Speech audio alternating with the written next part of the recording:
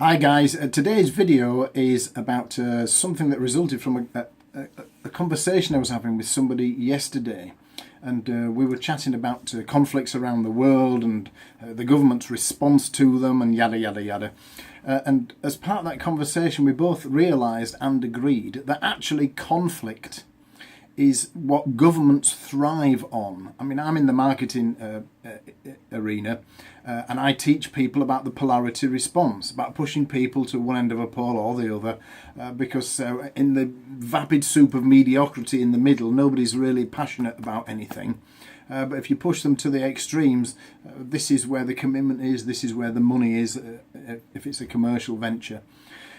And so governments thrive off conflict because they push people to one evangelical polarity or the other. I'm sure you're aware at some level that governments actually like war. Their candor and rhetoric might be that they don't, but the big businesses, the industrial military complex, the huge corporations that actually own our governments, who tell our governments what to do, they are in the what's called the bullets and bandages business. They make money on both ends, right? It's like arbitrage. They make money no matter which way things go. So, you know, you sell a lot of arms to a foreign country, then you go in and bomb the shit out of them, and then you award yourself $1 billion contracts to rebuild the roads and rebuild the infrastructure. It's called bullets and bandages, and it's as old as the hills. So the truth is, governments like conflict. They like everything from actual war right down to things which ordinary people in pubs and front rooms around the country and around the world indeed sit there arguing with each other about, because while ever these discussions are going on, there is being created polarity response, and the more polarity response there is, the more people at each curb are going to be evangelical. Which is what governments need, it's what newspapers need. They don't want apathy and ambivalence. They want people who are, you know, angry about stuff. It's very important to them. And then our conversation got onto the banks and debt.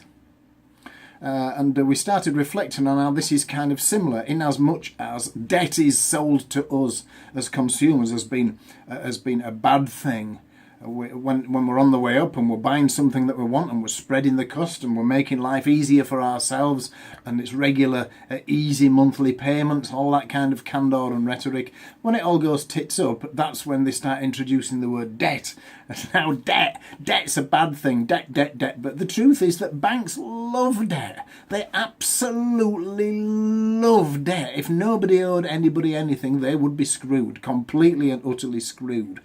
When I'm sure that you understand this at some level, but for those that don't or haven't quite figured it out yet, when you go to the bank or you go to the building society or the credit card company and you get a loan, basically using this as an implement, as an instrument to create money out of thin air, and you sign for the loan at the bank, or metaphorically you don't have to sign anymore, it's electronically, but sticking with the analogy, you use this instrument of power to sign some money into existence. So you sign a promissory note. The bank doesn't metaphorically scamper into the back and pull out a load of banknotes and put them into your account. There is no cost to the financial institution. They cannot show financial loss.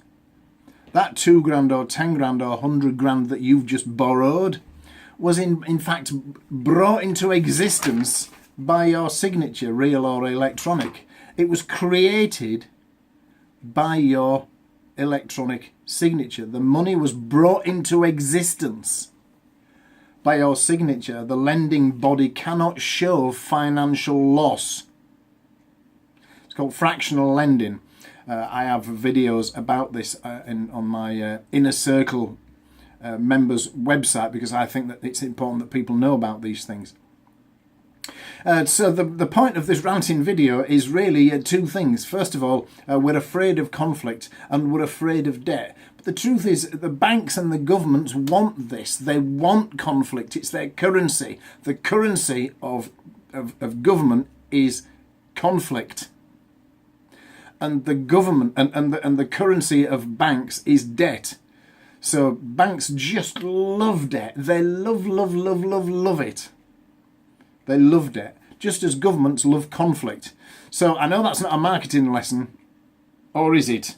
But that's the dose for today. Please do like and share wherever this video appears, or please do comment so that I know these videos are well received, and I'll make some more. Thanks, folks.